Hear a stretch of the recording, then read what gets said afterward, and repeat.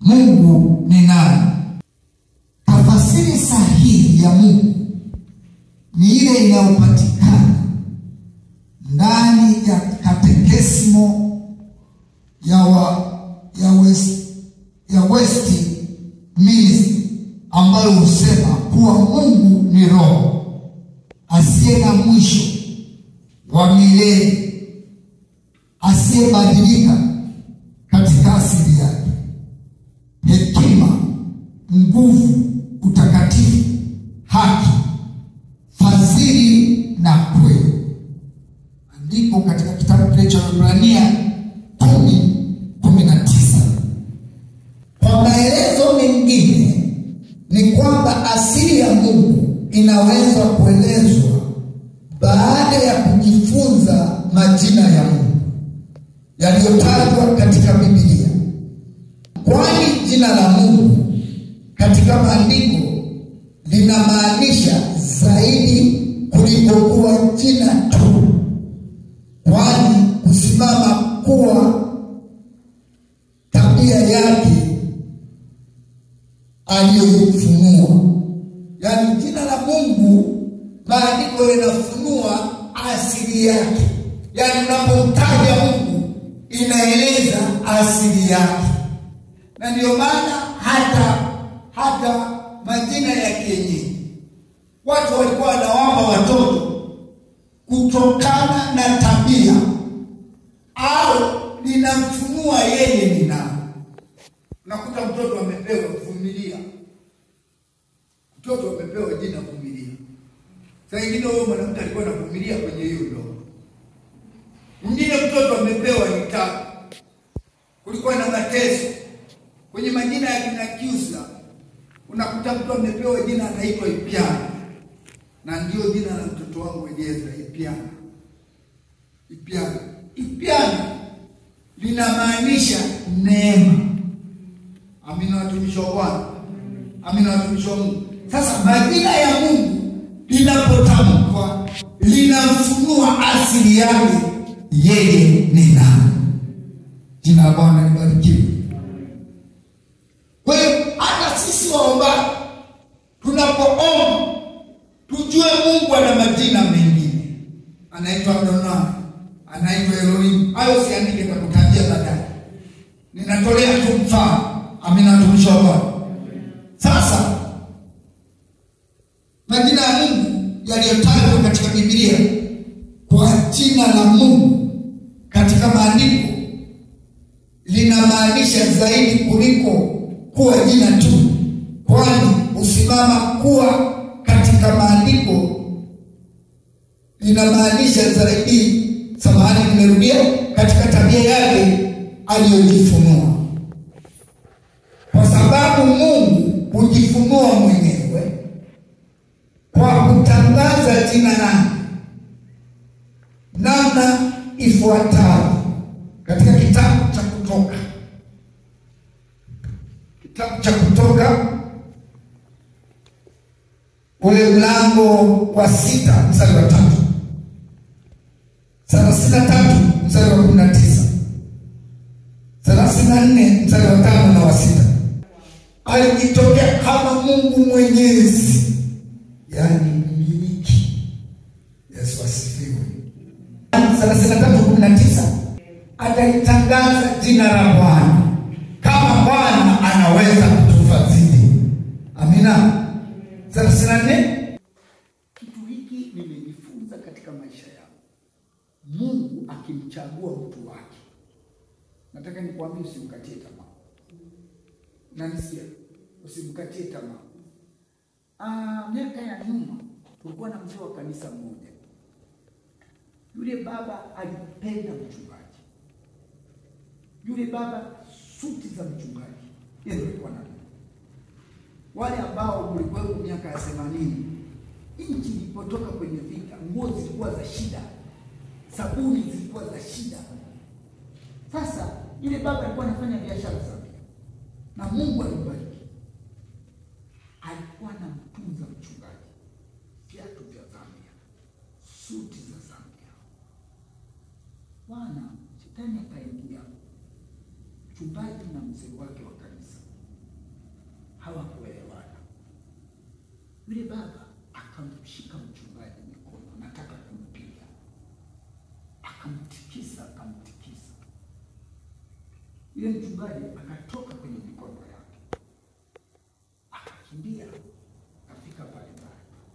Akasema, kama Bwana hakunipaka mafuta, ikipita miezi mitatu, basi Bwana hakunipaka mafuta. Nakwambia, yule baba akaanguka zamini. Ndani ya hiyo miezi mitatu akaanguka zamini. Yule baba akafumaniwa kwa mwanamke, akakatwa mapanga, akawa hawezi kuzungumza. Wakati anakaribia kufa, anasema malaika amekuja kunichukua. Mungu akampa akili, akaandika kimemo, akasema, nendeni tukanitie mchungaji, nataka kutubu dhambi yangu. Manesi wakakimbia. Baba alikuwa mtu mwenye hela, ni tajiri. Unajua tajiri? Alikuwa tajiri. Wakakimbia, wakamfuata mchungaji. Mchungaji alikuwa anaenda anaenda Dar es Salaam kwenye conference. Wazee wa kanisa wakasema, mchungaji kamhudumie, sisi tutakatia tiketi. Akarudi, akafuata. Alipofika, akafunguka kinywa kuongea. Akasema, mchungaji, naomba unisamehe. Sijavamiwa na majambazi, nimefumaniwa. Naomba uniongoze sala ya toba, malaika wamekuja kunichukua. Mchungaji akamuongoza sala ya toba, akafa. Nasema Mungu ni mwingi wa nini? Wa fadhili. Nasema usimkatie mtu nini? Tamaa. Unanisikiliza? Na hakuna toba bila kukiri. Biblia inasema wokovu unakuja kwa kufanya nini? Kukiri. Unanisikia? Mungu amefunga wiki 3 hasemi. Unanisikiliza? Akaja anasema kwa sababu walikuwa wamefunga. Unanisikia? Alikuwa anasumbua. Akasema, naomba karatasi, akaandika. Wakakimbia, wakamtafuta mchungaji. Mchungaji akafika, akazungumza naye, akamuongoza sala ya toba, akakiri, akafa. Lakini nikwambie, sadaka yako haipotei. Unanisikiliza? Na ndio maana Yoshua anasema, mimi na nyumba yangu tutakutumikia Mungu. Hata kama unaona watoto wako wamepinda namna gani, Mungu atawaokoa. Yesu asifiwe. Amen. Yesu asifiwe. Amen. Kwa kuwa yeye ni mwenye rehema.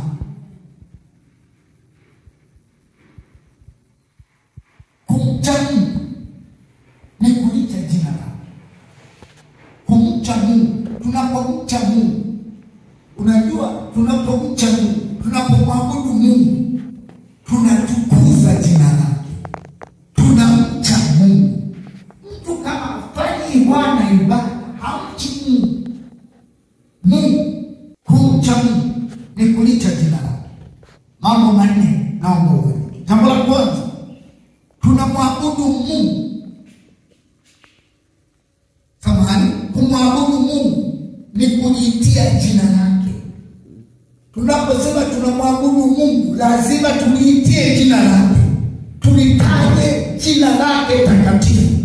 Yeye amejitaja ni Mungu wa Israeli, mtakatifu. Kwa hiyo kumwabudu Mungu ni kuliitia jina lake. Katika kitabu kile cha Mwanzo 12 mstari wa 8. Naomba tafadhali moja soma.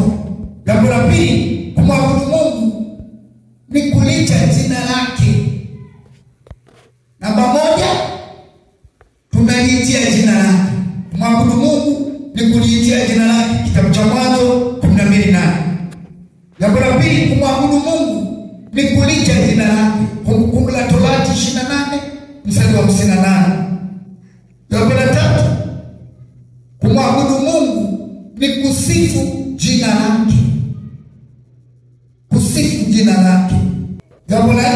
kumwabudu Mungu ni kulitukuza jina lake.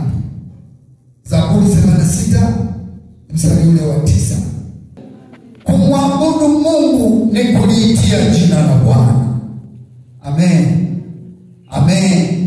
Ni kuliitia jina la Bwana. Ndio maana tukija kanisani lazima tuombe, watu wamuombe Mungu. Amina. Waliitie jina la Bwana Mungu wao. Wamtafute Bwana Mungu wao. Akajenga madhabahu, akaliitia jina la Bwana.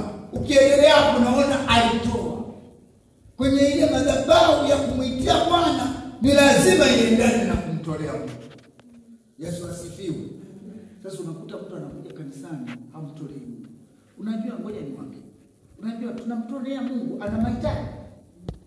Mungu anahitaji kitu chochote. Kwa nini Mungu alikasirikia sadaka ya Kaini na haitumii? Na wakati ule zilikuwa zinachomwa tu. Unasikia? Si kama kuharibu. Yesu asifiwe. Yesu asifiwe. Naomba tusome Kumbukumbu la Torati 28 mstari wa 58. Jina la fahari na utisho. Uniambie, ukijua asili ya Mungu kuna kitu utaogopa. Mama swali ndogo. Kuna kitu utaogopa? Utaogopa nini? Zaburi ile 89:9. Kumwabudu Mungu ni kulitukuza jina lake. 86:9. Zaburi. Amena. Kumwabudu, kumsujudu ni kulitukuza jina lake. Hata hivyo ni dhambi kulitaja jina la Mungu bure. Naomba sasa hapa, naomba wachaga tujifunze. Yesu Maria. Nanisikia. Mungu wangu litaje mahali napotakiwa. Na watu ambao wanataja sana ni wachaga mimi sana. Sivyo mimi. Nanisikia. Litaje. Nanisikia. Si vizuri kulitaja jina la Bwana Mungu wako bure. Maana ni takatifu. Unajua, ngoja nikwambie, sijui ni nani aliyenichapia hizi notice, nimesahau sijui ni nani. Unanisikia? Mahali penye Mungu anaandika Mungu ndogo. Biblia anaandika. Yaani nafikiri si darasa lilikuwa ni kweli. Unanisikia? Neno 1000 tunavyosoma kwenye Biblia, kwenye historia. Kuandika Mungu ni 1000 Mungu. Walikuwa wanaenda kuoga. Unanisikia? Wanaenda kuoga kuandika tu M ya Mungu.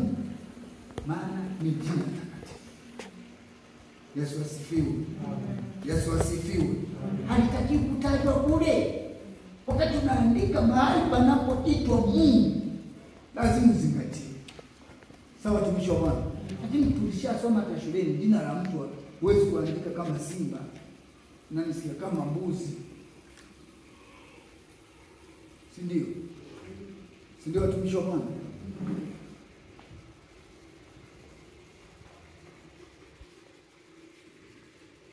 Hata hivyo ni dhambi kulitaja jina la Mungu bure. Kutoka 20 mstari wa 7. Ni nani na ni dhambi pia na kulinajisi jina au utukufu wa Mungu. Yaani unanajisi jina na utukufu wa Mungu. Katika kitabu cha Mambo ya Walawi 18 mstari wa 21 na Walawi 24 mstari wa 16. Naomba amina. Usinajisi jina la Bwana Mungu wako. Mimi ni Bwana. 24:16. Amen. Tunaheshima kwa Mungu. Amina tumishi wa Bwana. Na ndio maana nikataa pia kuapa kwa jina lake. Sawa. Sasa naomba nimalizie pointi ya mwisho hapa ili tuanzie hapo kesho. Sawa? Kusujudu Mungu ni kulitakasa jina lake. Mathayo 6 mstari wa 9. Jina la Mungu pia huinuliwa na watu wake. Kuabudu Mungu ni kulitakasa jina lake.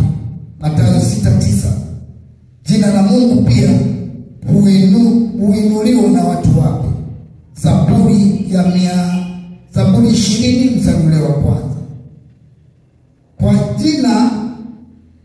Kwa ajili ya jina lake Bwana hawaachi watu wake.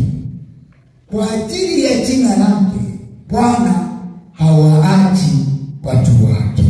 Samueli